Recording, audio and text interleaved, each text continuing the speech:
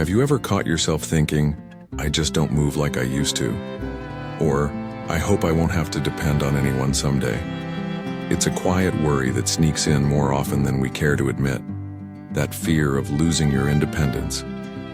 Not being able to drive when you want, cook your favorite meals, or simply walk without holding on to something. It's not about pride, it's about freedom. About living life on your own terms. The truth is, independence after 70 doesn't just happen. It takes a little intention and a few habits that help you stay strong, steady, and sharp. But the good news? You don't need to overhaul your whole lifestyle. You just need a handful of weekly habits, practical, doable actions that can make all the difference between feeling like a burden and living life boldly. In this video, we're going to talk about 5 things you should be doing every week to stay independent no matter your age. These aren't complicated and they don't take much time, but they add up, and quickly. Let's talk about the first one, because without it, everything else becomes a lot harder. Movement. I'm not just talking about random activity or walking around the grocery store. I mean purposeful movement. The kind that challenges your balance, keeps your muscles strong, and helps your joints stay loose. Think of it like maintenance for your body. Just like a car needs a tune-up now and then, your body needs deliberate, regular care to keep running smoothly. And no, it doesn't mean lifting heavy weights or doing anything extreme. It can be as simple as doing 10-15 minutes of balance and strength exercises 3 times a week. Standing on one leg while brushing your teeth. Doing a few gentle squats while holding onto a chair, walking up and down a hallway or driveway with good posture and control. These little movements are the building blocks of independence. You see, when your legs get stronger, it becomes easier to get out of a chair. When your balance improves, you feel safer in the shower or walking through a crowd. And when you feel capable, that confidence spills into everything else. You start to feel more like you again. And while movement keeps the body sharp, staying independent also depends on keeping your mind just as strong. So let's talk about mental stimulation. It's easy to fall into routines, and sometimes routines feel safe. But the brain needs novelty. It thrives on being surprised, challenged, and stretched, and it doesn't have to be big.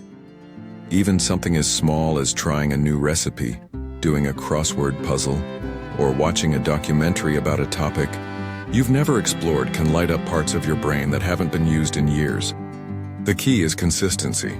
Just like you'd water a plant or check your mail, think of your mind as something that needs regular tending. Once a week, commit to doing something new, something that nudges you out of your usual rhythm. Not only will it help your memory and focus, but it also sparks creativity and brings a sense of aliveness you may not even realize you've been missing.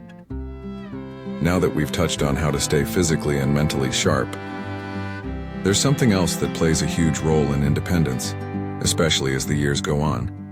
It's something people don't often talk about, but it quietly influences your ability to stay free, stay well, and stay you. And that something is social connection. Now I know what you might be thinking. I enjoy my peace and quiet, or I'm not the most social person anymore. And that's completely okay. But independence doesn't just come from strong legs or a sharp mind. It also comes from feeling emotionally supported, mentally uplifted, and connected to the world around you. You don't need a dozen friends or a packed social calendar. What matters is quality, not quantity. A single meaningful conversation each week can do more for your health than most people realize. It boosts your mood, lowers stress hormones, and even protects against memory decline. Think about that. Just talking with someone you care about can help you stay sharper, happier, and more in control of your life. Maybe it's a weekly call with a friend, a walk with a neighbor, coffee with your adult children or your sibling, or even writing a heartfelt letter to someone you haven't spoken to in a while. The point is to stay engaged, to be reminded that you're still part of something, that you still matter. Because when you feel isolated, it's easy to lose motivation. You might skip meals, put off exercise, or let your health appointments slide. But when you know someone's going to check in, when you feel seen, everything changes. You show up. You try a little harder. and that keeps your sense of independence alive and well. Speaking of showing up, there's one more thing you absolutely need to be doing weekly, especially if you want to stay out of hospitals and remain self-sufficient as long as possible. It's not glamorous, it's not exciting, but it is essential. I'm talking about checking in with your body. Once a week, set aside a few quiet minutes to ask yourself, how am I really feeling? Not just fine or tired or the usual. Really listen. Are you feeling more pain than usual in your knees?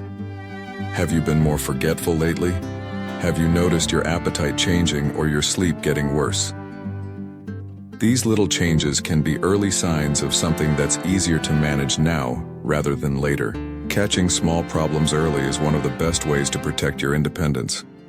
It might mean adjusting your diet, asking your doctor a question, or changing how you do certain tasks. The earlier you notice, the more control you have. Write it down if it helps. Keep a small notebook or even a note on your phone. Once a week, jot down how your body feels, how your mood has been, how your energy levels are. Think of it like a gentle conversation with yourself, a way to check in, not criticize. You're not looking for flaws, you're looking for clues, the kind that help you stay strong and stay free. Now that we've looked at how movement, mental stimulation, connection, and self-awareness keep you steady on your feet and clear in your mind, there's one final piece that ties it all together, a simple weekly action that helps you not just maintain independence, but enjoy it. Something that keeps your motivation strong, your mood lifted, and your days full of meaning. And that is finding something each week that brings you joy. Now I know, that might sound a little too soft for a video about independence. But stay with me. Joy isn't a luxury. It's a lifeline. It's what makes life worth living. And when you feel joy regularly, even in small ways, it has a powerful ripple effect.